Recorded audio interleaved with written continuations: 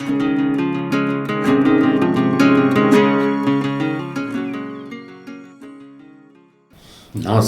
నా పేరు doctor RMP Shetty. జ్యోతిష్ శాస్త్ర విభాగంలో గత కొన్ని సంవత్సరాలుగా అనేక విషయాలు మీకు తెలుపుతూ వస్తున్నాను. మీరు చూస్తున్నారు, అనుసరిస్తున్నారు, లాభపడతారు కూడా. అయితే ఇప్పుడు నేను చెప్పేటువంటి ఒక ముఖ్యమైనటువంటి విశేషం ఏమిటంటే, ఇక్కడ జూలై మాసంలో 2024వ సంవత్సరం మరి తులారాశి వారికి మాస ఫలితం ఎలా ఉంటుందో వివరిస్తున్నాను, జాగ్రత్తగా వినండి. ఇది తెలుసుకునే ముందు మొట్టమొదట మనము గ్రహ గోచారాలు అంటే జూపిటర్ యొక్క ట్రాన్సిట్ ఏంటి, మళ్ళీ మిగతా నవగ్రహాల యొక్క ఈ యొక్క ట్రాన్సిట్ అంటే గోచారం, వాళ్ళ యొక్క గమనాలు ఏమిటి అనేటువంటి విషయం మీకు అర్థం కావాలి. మొట్టమొదట జూలై 1వ తేదీ నాటికి ఎలాంటి గ్రహస్థితి ఉంది అని కనుక తీసుకున్నట్టయితే మేషరాశిలో కుజుడు ఉండటం అనేది జరుగుతుంది. ఆ తర్వాత గురువు వచ్చేసి వృషభ రాశిలో ఉన్నాడు. మరి మిథున రాశిలోకి వచ్చేటప్పటికి రవి శుక్రుడు ఇద్దరు కూడా ఉన్నారు. మరి కర్కాటక రాశిలో బుధుడు ఉండటం అనేది జరుగుతుంది. కన్యా రాశిలో కేతు ఉన్నాడు, మీనరాశిలో రాహు ఉన్నాడు. మరి మొదటి నుంచి ఉన్నటువంటి పరిస్థితి ఏదైతే శనైశ్చరుడు వక్రస్థితిలో ఉన్నాడో కుంభరాశిలోనే ఉన్నాడు. ఈ రకంగా ఉన్నటువంటి పక్షం ఇలా ఉంది. మళ్ళీ 31వ తేదీ జూలై నాటికి ఎలా ఉంది అని అంటే ఆ గ్రహ గమనాలు మారిపోయినాయి. మీనరాశిలో మాత్రం రాహు అలాగే ఉంటాడు, కుంభరాశిలో వక్రస్థితిలో శనైశ్చరుడు కూడా అలాగే ఉంటాడు. కానీ ఈ వృషభ రాశిలోకి వచ్చేటప్పటికి కుజుడు కానీ గురువు కానీ ఉండేటువంటి పరిస్థితి. మరి రవి వచ్చేసేటప్పటికి కర్కాటక రాశిలో ఉండడం అనేది జరుగుతుంది. సింహరాశిలో బుధుడు శుక్రుడు ఇద్దరు కూడా ఉన్నారు. మరి యథావిధిగా కేతువు మాత్రం అక్కడే ఉన్నాడు కన్యారాశిలో. అయితే ఏంటి జరిగేది ఏమిటి అని అంటే ఆర్థికపరమైనటువంటి సమస్యలు పెద్దగా ఉండవు. అయితే అన్నిటికంటే ముఖ్యంగా మీ యొక్క జాతక ప్రకారంగా కూడా మీరు చూసుకోవాల్సి వస్తుంది. ఆ తర్వాత ఈ యొక్క ఏదైతే గోచార ఫలితాలు ఉన్నాయో ఇవి సమన్వయపరుచుకుంటే మీరు ఒక్కొక్క అడుగు ముందు వేసేటువంటి అవకాశాలు మీకు కనిపిస్తాయి. అయితే ఏంటి ఎలా ఉంటుందంటే ఓవరాల్గా తీసుకున్నట్టయితే పరిస్థితులు అన్నీ చక్కగానే ఉంటాయి, ఎటువంటి ఇబ్బంది కలగదు, ఆరోగ్యం బాగానే ఉంటుంది, ఇంట్లో పరిస్థితులు కూడా ఒక పద్ధతిలో బాగానే ఉంటాయి. దాంపత్య జీవితంలో మళ్ళీ అభిమానం, ప్రేమ, అలాగే ఆప్యాయత ఇవన్నీ కూడా ఉంటాయి. పిల్లలు విసిగించినటువంటి పరిస్థితి, పెద్దలు కూడా కొంతవరకు ఉపశమనం కలిగేటువంటి పరిస్థితులు కూడా ఉంటాయి. ఇక విదేశాలకు వెళ్ళాలి అనుకుంటున్నటువంటి వాళ్ళు మీ ప్రయత్నాలు మీరు ప్రారంభించండి. తప్పకుండా మీరు త్వరితగతిన అదృష్టం బాగుంటే తప్పకుండా మీ జాతకంలో అలాంటి విదేశయానం అనేటువంటిది ఉంటే తప్పకుండా వెళ్ళేటువంటి అవకాశాలు గోచార స్థితిలో కూడా ఉంది.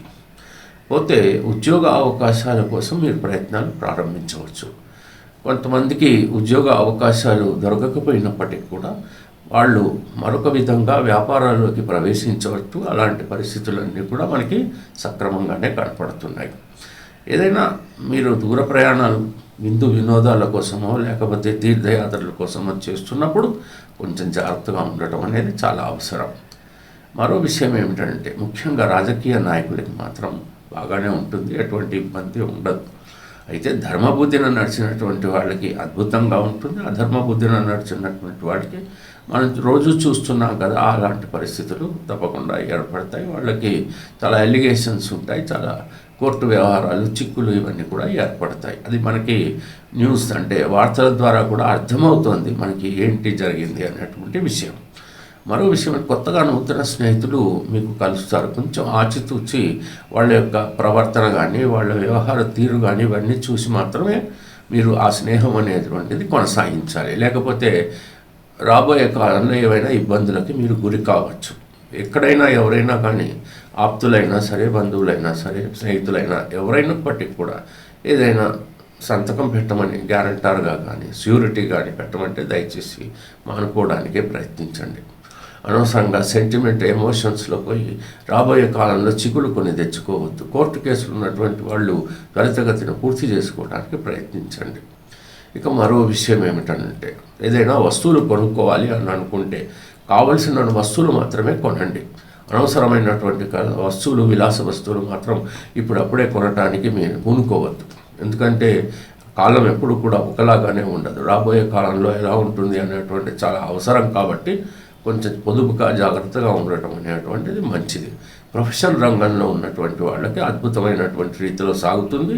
వాళ్ళకి ధనం కానీ తర్వాత గౌరవం కానీ ఇవన్నీ కూడా దక్కేటువంటి పరిస్థితులు మనకు బాగానే కనపడుతున్నాయి. ఇక వ్యాపారస్తుల విషయానికి వస్తే మాత్రం ఆర్థిక పరిస్థితి బాగా ఉంటుంది. కొనుగోళ్లు బాగానే సాగుతుంటాయి. ప్రొడక్టివిటీ బాగుంటుంది. అన్ని రకాలుగా వ్యాపారస్తులు బాగా ఉండేటువంటి అవకాశాలు ఉన్నాయి. కొత్తగా భాగస్వాములు కలవటం, మరి ఇంకొక రకమైనటువంటి వ్యాపారాల్లో మళ్ళీ ప్రవేశాలు చేయటం ఇవన్నీ కూడా జరుగుతాయి. ఇంపోర్ట్స్ ఎక్స్పోర్ట్స్ వ్యాపారం కానీ చలనచిత్ర రంగం కానీ ఇవన్నీ రాబోయే కాలంలో సక్రమైనటువంటి రీతిలో బాగానే సాగేటువంటి అవకాశాలు కనపడుతున్నాయి. రియల్ ఎస్టేట్ రంగం మాత్రం చాలా పతనమైనటువంటి పరిస్థితులు కనపడుతున్నాయి. ఎక్కడ కూడా అంత అభివృద్ధి పథంలోకి వెళ్ళేటువంటి పరిస్థితులు నాకైతే కనపడటం లేదు. అలాంటి పరిస్థితి ఈ గ్రహగోచారాన్ని బట్టి మనకు కనపడుతుంది. మరి కాకపోతే వ్యవసాయం మాత్రం సక్రమంగా సాగుతుంది. చాలా అభివృద్ధి చెందేటువంటి పరిస్థితులు ఏర్పడుతున్నాయి. ఈ యొక్క ముఖ్యంగా ఈ తులారాశి వారికి అద్భుతమైనటువంటి రీతిలో వ్యవసాయం అనేటువంటిది మాత్రం సాగుతుంది. ఇకపోతే మీరు ఎట్టి పరిస్థితుల్లో దైవారాధన అనేటువంటి చాలా ముఖ్యమైనటువంటి విషయం మీరు అర్థం చేసుకోవాలి. శ్రీ మహావిష్ణువుని, శ్రీ మహాలక్ష్మిని తప్పకుండా ప్రతిరోజు కూడా మీరు ధ్యానించడం అనేటువంటి చాలా ముఖ్యం. వీలైతే హనుమాన్ చాలీసా ప్రొద్దుట రాత్రి పడుకోబోయే ముందు కూడా చదివితే మాత్రం మీకు ఎటువంటి ఆటంకాలు ఉండేటువంటి పరిస్థితి ఏర్పడదు. ఈ విధంగా సాగేటువంటి జూలై మాసం అంతా కూడా మీరు అద్భుతమైనటువంటి రీతిలో అనుభవిస్తారని, ఒక ప్లానింగ్ ప్రకారం పథకం ప్రకారం ముందుకు సాగుతారని ఊహిస్తూ ఆశిస్తూ ముగిస్తున్నాను. సెలవు.